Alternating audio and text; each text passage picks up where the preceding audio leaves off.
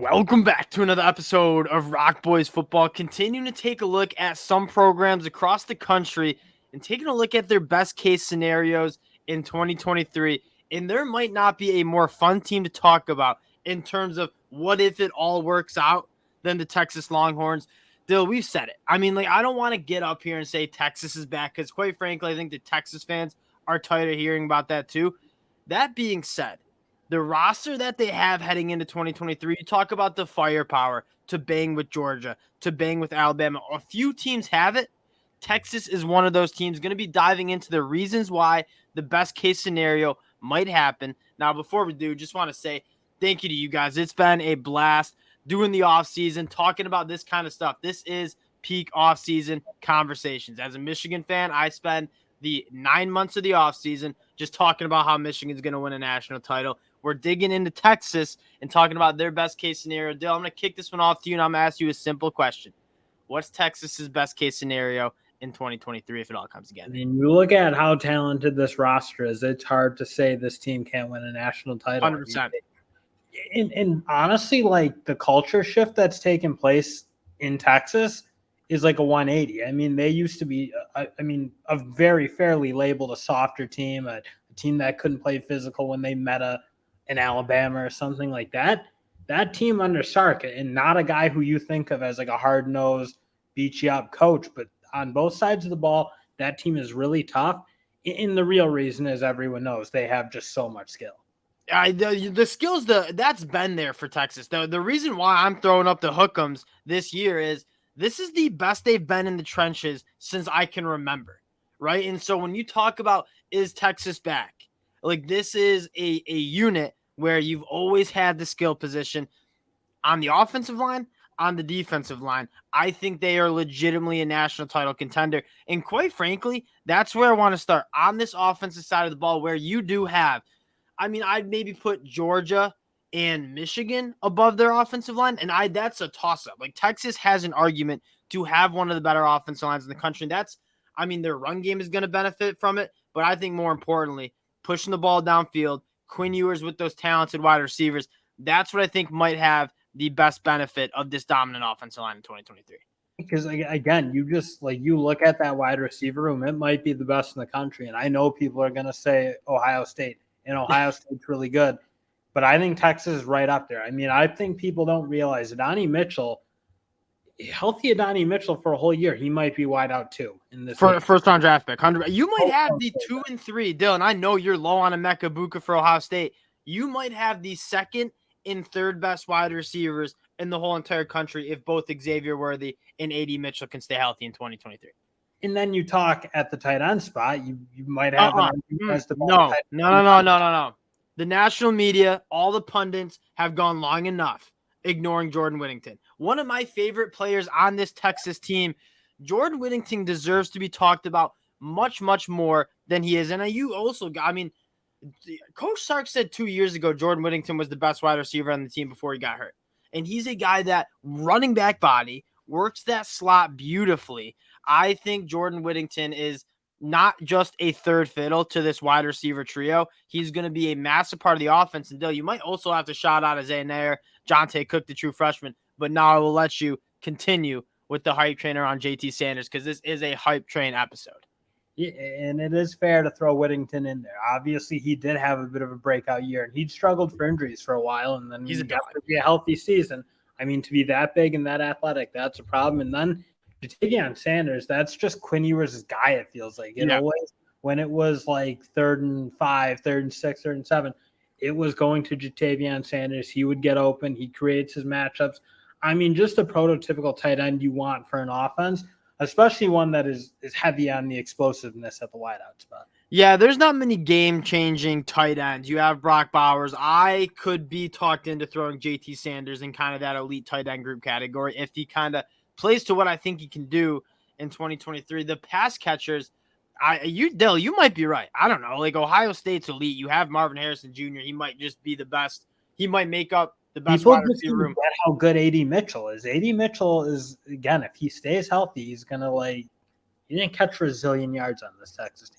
No, I think the we're beating around the bush a little bit. and that's the quarterback play. And what's the reason why you think Quinn Ewers can make a step? And I don't want to sugarcoat it for Texas fans. We watched a lot of Texas football. It got ugly at times last year. Like, just basic concepts, basic throws were being missed by Quinn Ewers. That being said, in his first full healthy offseason with this program, Quinn Ewers, after he went down against Alabama, and I know we only saw a game and a half, he was a different player. Quinn Ewers healthy, he's got his body in much better shape. If Quinn Ewers can kind of put it together, you're looking at a top 10 NFL draft pick and potentially my pick to win the Heisman Trophy if he does kind of reach that potential of being the golden arm that he was coming out of high school. And he's just got to get back to what he looked like in that Alabama game. I mean, he looked so good to start that game off. Yeah. They literally looked like they were going to beat Alabama almost handily. And again, it's there. He can play that game. He's got that level. It's just about putting it on the field. And frankly, you talk about guys who know how to develop quarterbacks and give them a whole offseason to work with. It's Coach Sark. He's done it about as well as anyone else. I mean, what he did with some of those Alabama quarterbacks in that offense, you got to have faith that they're going to turn it around for Quinn Ewers because he's too talented to look like he did at times. And Ewers, I had two things I want to say before we move on to the defense, which I'm very high on. One, Quinn Ewers should have been a true freshman last year. He skipped his senior year and rolled at Ohio State. His college career got off on the wrong foot. He was meant to be in Texas. Now he's kind of the guy at Texas. I like that. I wonder if there's any truth, and I don't think I'm buying into it, but a lot of the national media members are. The quarterback competition, you had Malik Murphy legitimately look like he could be QB1 in the spring game. You have the number one recruit in Arch Manning coming in that 2023 class. Dill, I don't know if you're buying into it, but the increased quarterback competition, maybe a little fire lit under the chair. You think that helps Quinn Ewers a little bit heading into 2023? Honestly, I mean, I gotta think he's self-motivated. I don't think he 100% reached the heights he reached in high school and was that's such an old man talking point. Not to be disrespectful, but it's oh yeah, now he's got some competition. He's gonna do his thing. No, Quinn Ewers wants to bring a national title to the Texas Longhorns. He didn't need Arch Manning coming into the quarterback room to make him try harder or to make him compete more in practice. Quinn Ewers got to this level by doing it his own way. So I'm not buying that either. But again, that's the biggest storyline is can Quinn Ewers put it together? Because what's around him might be the number one skill positions in the country. And again, running back, you lose Bijan, you lose Roshan. Not going to say you're replacing Bijan. Guys like Baxter, guys like Jonathan Brooks, Keelan Robinson, they're going to be okay there. Dill, I want to flip it to the defensive side of the ball because this is really why we're optimistic on this team. A team that was, for the first time in a long time, really stingy against the run and really what was one of the better defenses we saw in the Big 12 and in the country. Dill, why are you optimistic about Texas on the defensive side of the ball in 2023? I mean, to me, and we've already talked about it, the culture change is there. This is a physical defense. They rush the passer. They just play that heavy style of D that you just hadn't seen in a while. And you start up front, and that's just that unit's made such a big transition. And I know they lost a couple really good players in Coburn, my dog, in company to the draft. But again, Barron Sorrell looked like an awesome player last year. You got Murphy and Sweat both played a lot. Collins played a little bit. So this is a defense that, again, is returning a fair amount of production off a unit that I thought played really, really good at for most of the year. One thing in a name that I feel like people are sleeping on because it's easy to go to Barron Sorrell and Tavondre Sweat, Byron. Those guys were all very good for Texas last year. You maybe lost a little bit of depth, losing guys like Ajomo and Coburn. Bringing in Trill Carter from Minnesota, I mean, that was a very, very good get and a sneaky get that even if he's not starting, he's going to add some real depth. And that was a reason why Texas was so good last year. I mean, you had a legit two deep of really quality players on that defensive line. And Trill Carter, I think, will add to that. Now, we've done our spotlight on Anthony Hill. If you guys are interested in that, go check that out. This is the epitome of the Texas hype train episode. Jalen Ford, Anthony Hill Jr. might be one of the best linebacker duos we see in the whole entire country. If Anthony Hill plays like a freak this year, I mean, that's going to be such a good group. Jalen Ford, I'm stunned he's back at Texas. I thought for sure He was going to the draft. I thought he would have been a day 2 pick probably. Yes. So he's back, and he's going to be the leader, the alpha dog of this team, which is huge, obviously.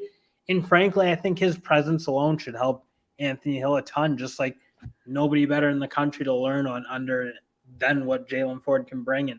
And frankly, just kind of give Anthony Hill the freedom to make a mistake here and there and play free because you got a guy who cleans it up and is just a monster talent. And you mentioned, like, this is going to get sicko mode here.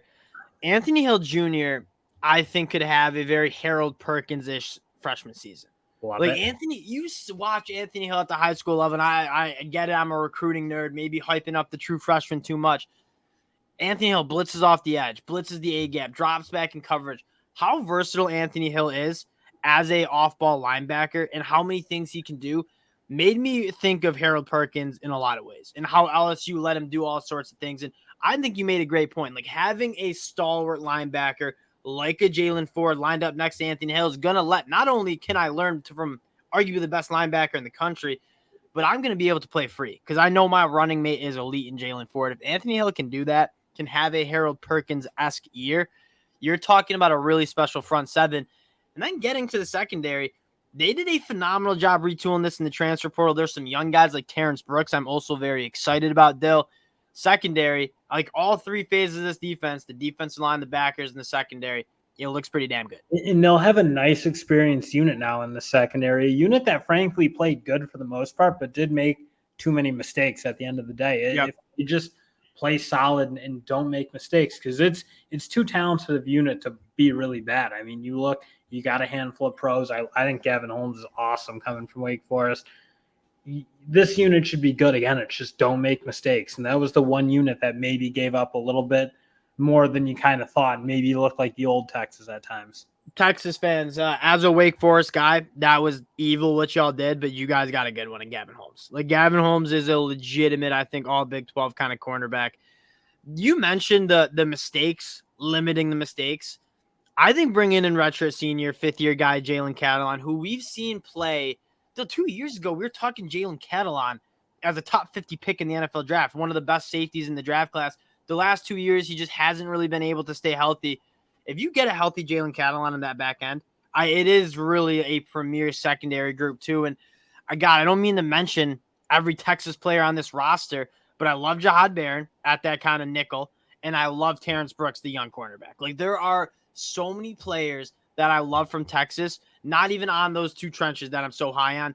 This is a Texas team that, again, you talk about firepower. They have the firepower to bang with anyone. And the last piece of the puzzle is taking a look at this schedule. And I'm not going to lie. I think there's two games that are going to push Texas. The Red River rivalry, when you play Oklahoma, because I know how it went last year, but that's going to be a game that you got to be on your P's and Q's for. And then you go on the road to Tuscaloosa week 2. And I think that, and Dill, this is an interesting conversation. If they lose to Alabama on the road week 2, and I don't think I will talk about that, do you think they still can get in running the table in the Big 12 and win that conference championship? I mean, it'll get dependent. Obviously, you could have some situations where you have a one loss Big Ten, undefeated Big Ten, and same goes for the SEC. Yeah. But like, I don't know. If you lose it tight, that's kind of where I'm at. You go on the road week 2. One, I think it helps week 2. Remember when Oregon lost to Georgia llast year, and it's like, okay, Oregon's eliminated from the playoff race. They just got boat raced by Georgia. Then it comes week 10, and that loss seems forever ago, and Oregon's 9-1. Like, people forget about that. And so, one, I think they still can get in losing on the road to Tuscaloosa. One, and also because you talk about like the legit top 4 teams in the country, I think you'll be having that conversation. Like, Texas is legitimately a top 4 team in the country if they run the table after that. That being said, there's really 2 games that I think Texas should be really on. I mean, you have Texas Tech, who I like, but if Texas Tech does this best case scenario that we're talking about, there's 2 teams that are pushing them in the Big 12. It's Oklahoma and on the road at Alabama. And I want to highlight the Alabama game. Honestly, if Texas is really, really good, I think Oklahoma is going to have a really hard time beating this team. Yeah, no, 100%. Texas's ceiling is about as high as anyone in the country. I want to talk about the Alabama game, though, because I think this is one, it helps because it's early, and if it's a loss, that you get a chance to kind of like make amends for that loss. But 2, they don't know what they're doing at quarterback in Tuscaloosa. And I know Texas fans already know that because they're looking forward to this game Saturday, September 9th. Getting Alabama early where they still might have a quarterback battle that's going. Like, I could see Nick Saban carrying this in. That's exactly when you want to play Alabama. And you look on the other side, their secondary, aside from McKinstry, is, I mean, you got to have 3-4 guys who can really play. They lost a ton of really good players off a secondary that, frankly, like, had their struggles last year against really good offenses. So I don't hate this matchup for Texas, man. I think they can exploit some things from Bama. You know they're going to be hungry. Not that, I mean, that's a cliche take, obviously, but they're going to want their crack back at them. They're going to want their lick back. I know they want it. I know they think they should have beaten them last year. So, and the one thing that historically Texas if you were telling me 3 years ago, Texas going out on the road to Alabama, I'd be like, okay, talent-wise, they can match up, but in the trenches, I think Alabama would just handle it. You can't say that about this Texas team this year. Like, Alabama's going to want to run the football. Texas was one of the better defenses in the country against the run. And so at that, I really do like the matchup too. And I don't want to get to the preseason pick right now because I do want to see what Alabama looks like. But Dill, like this is a game that should be a single-score game. It's going to come down to the wire, and Texas is absolutely capable of winning. And if they get through Alabama week 2, you're talking about a Texas team that runs the table. You're talking about a top 2 team in the country. This is one of the most, I mean, this is the why you do these best case scenarios, because Texas's best case scenario is being one of the best teams in the country, if not the best team in the country, and winning a national championship.